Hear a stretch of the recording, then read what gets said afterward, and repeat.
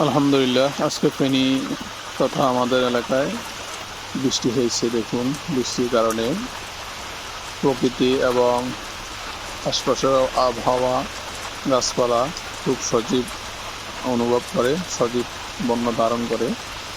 দেখতে থাকুন। আপনার এলাকায় বৃষ্টি হয়েছে কিনা অবশ্যই জানাবেন। ধন্যবাদ সবাইকে।